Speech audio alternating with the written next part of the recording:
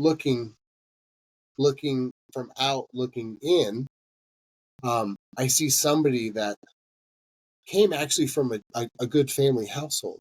Thank goodness you had that foundation, because that allowed you to be the person you are. But unfortunately, you kind of took the wrong path a little bit. You went through the grinding wheel and you came back out to where you're able to help other people in this addiction recovery world. So to me, that already tells me you've got this mindset, this amplitude, characteristics that are constantly helping people. Yeah. And that led from here to now helping people on a financial, being that financial representative, being that glimmer of hope. Some people might not have the money, or they might not know what to do in life, or they might have tons of money. And they're like, what do I do with this? Yeah. And so I want to kind of hear that transformation that you had, being that glimmer of hope for maybe the audience that's watching now that might be going through relationships. Yeah. Yeah. And how does that look in your perspective?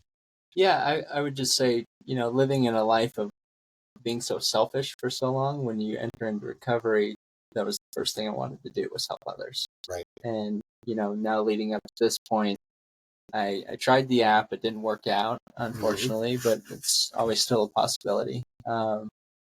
Kind of hit a little roadblock, I guess you could say. I didn't know my footing or path or what I wanted to do. So I went back to what I know, which is grocery stores and cut meat at Whole Foods for a little bit. And the crew and team were great. It got me out of a funk. I was close to relapsing at that point in time.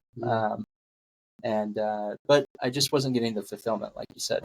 Like I like to serve, I like to help people, and I saw this opportunity to become a financial representative, and it gave me another opportunity to help people. And like my motto has been, I don't care if someone's making $15K a year or $15 million a year. If they want to sit down and do a plan, and I can figure out ways to help them navigate their future, I love that. And the one main selling point for me was, your average client is with you for 40 years once they come on, and you kind of, in a sense, become a part of their family. Right. At that point, and can really help them navigate tough areas, and help them plan better for their future, and set them up for success. And that's exciting. So exciting. It's cool. It's a cool experience. That's that hand out concept, and helping them hand up. Yeah. You don't just you're not giving them money. Yeah. What you're doing is you're handing that knowledge. Yep. That will literally launch their family for generations, future generational wealth. Yep. And it's not just all about money, but it's just helping people create a mindset. Because it almost seems like addiction is almost a change of mindset. It is. And I know you were kind of talking about that before. How does that look with the addiction recovery? Yeah, it's I would just say, going back to the hope. Hoping that there's something better, and then accepting that you're worth it, because you are. And then how are you going to get there? Right. And that's the mindset piece of throwing those substances out the window, allowing yourself to heal, right, and finding what you want in your life that gives you fulfillment. And I'm not saying it's easy, because it's not. Right. But working for it, spending those, sometimes it's 80-hour weeks, sometimes it's 40-hour weeks. It depends what you want to do and what you want your life to look like. Personally, I want to be able to provide for my wife and kids and future kids, and live comfortably. But I've kind of made a commitment to myself that if I was to make $250,000 a year, that would be more than enough for me and my family. Right. And anything else I get over that could hopefully be able to change the addiction treatment industry. So give it back. Homes. Yes. Yeah. Help. That's what I thought we did as humans. Right. But when I came out of this fog into sobriety, it's that's one thing that has been really tough for me, is blocking that out of I just don't get what we're doing some days to each other, Right. and it's frustrating, but it does take my focus away sometimes. So I try to just focus on what I'm doing so I can get to a point where I can help. But it is. It's a mess. Mm-hmm. Yeah. Yeah. And so you are married currently now. Yep. Happily married. Yeah, I met her in recovery. She's amazing. So it's working. Yeah, she's so the yin to my yang for sure. That's awesome. Yeah. So you each help each other. Yes. Yeah. Tremendously. That's great. Yeah, she's in school for psychology, so I joke that she gets plenty of extra credit hours with me. So there you go. Yeah. And so that's kind of nice. So literally mindset. So she's literally studying psychology almost to maybe help herself, help her new husband, and then help her future kids. So if they ever walk that line, she can say, you know what? I can approach this differently. I walk where you walk, kind of approach. Yeah. Yeah, and she wants to go into therapy. Very nice. So she's got that desire and want to help.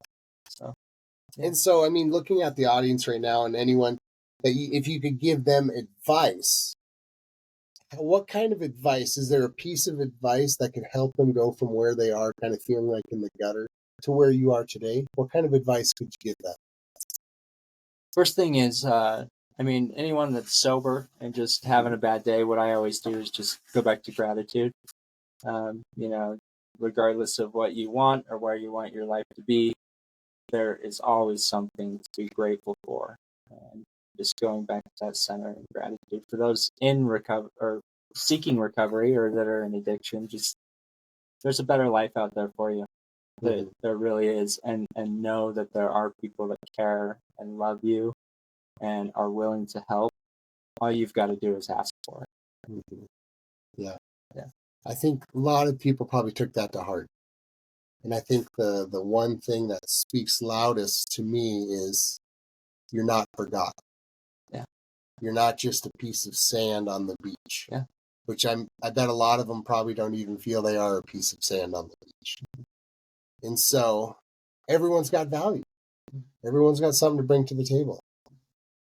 And so I think it's inspirational to hear that you can be, you don't have to be that 1% of the less than 1%, like what you've done. You've broken away not only from those clinches of addiction and recovery to where you're very successful today, but at the same time, just know that if you stop using, that you can be sober, and sobriety will bring you to your next path in life. And that's maybe finding a mate, whatever that might be. That might just be finding maybe nature or finding your true purpose. And I think that's what everyone's here on earth is one of their main reasons is finding purpose. Yeah. And do you feel like you found your purpose? Yeah. Yeah, I do. That's awesome. It's great. Well, it's a good feeling. It's a good feeling. It takes time. Yeah. Yeah. And it's almost like have you forgiven yourself? Yeah, I have. Is that one of the passes probably in AA is absolutely forgiving others, forgiving yourself, getting past certain traumas. Yeah. Say from today moving forward is the new Josh, the new best version of myself. Yep. Yeah. And a lot of people almost don't know what that feels like. Yeah. Is that maybe one of the problems? Yeah, you're finding your identity. When you're just telling somebody to be happy and they've never experienced happiness, where do they find that? Exactly. Yeah. And so, and that might be a rhetorical question. Do they go to an AA meeting to find happiness? Or do they find the happiness by themselves? Or do they need a mentor? Is that where you kind of can help bring them up into finding happiness? Or what does that look like? A positive peer support group makes a night and day difference. Right. Yeah. Between a success story and not. So it creates a community. It does. You need a community. Yes. You can't lone wolf it. Some people can, but not many. Not many. Yeah. Did you lone wolf it? No, I had a support group. My dad did, though. There you go. My dad just set it down one day. Right. Yeah. But he didn't wait till it got to here. No, but he also replaced his alcoholism with work, but it's much better trade-off. Oh, there you go. You know? Yeah. He's not No. Okay. He's not sociopath. No sociopaths. No, I'm just kidding. Yeah. I know your dad. He's a great guy. Yeah. So, appreciate you, Josh, coming out here. And again, for being that inspiration of hope. And I'm sure the people that are watching right now, don't wait till you're down here. You can reach out. Attached to this podcast, we're going to have links that Josh is going to provide where you can seek help. I don't want to get emotional about this already, but I've had somebody in the last 24 hours that I just learned about that did pass away through certain drugs that were laced in the whole 9 yards, and he was already in a bad place anyways, and he just lost his life because of it. And you don't need to wait until you're at that point. No, you don't. And I'm sure you could probably name lots of stories like this, and we don't need to get too emotional about this, but at the same time, just know that there's people out there that love you, that support you. There's resources that do exist. And we're all part of the same community when it's all said and done. Yeah. We're all brothers and sisters. Yeah. Doesn't matter, black, white, tan. Yep.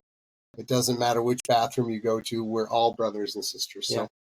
well, Josh, do you have any other last words for our audience here? No, I don't. Yeah, I appreciate the time. Yeah. Well, thanks for coming out, and thanks for paying attention and watching Extreme Power Hour with Josh Treasure about addiction and recovery. Stay tuned for the next one.